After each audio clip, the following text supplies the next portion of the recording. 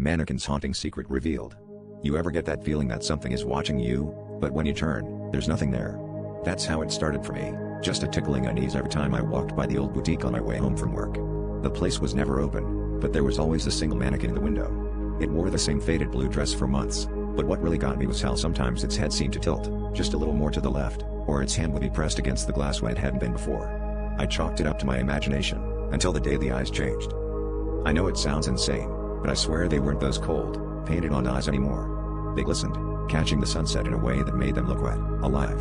I started taking detours, avoiding the block altogether, but last Friday, curiosity got the better of me.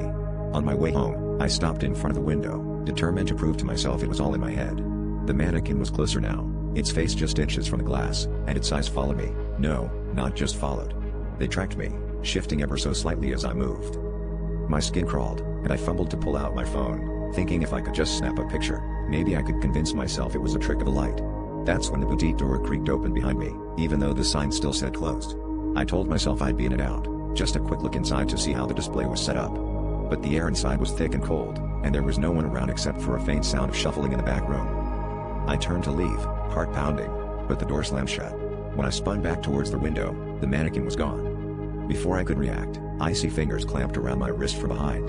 The last thing I saw before the world went black was my own reflection in the glass, except my eyes were glassy and hollow, fixed forever on the street outside.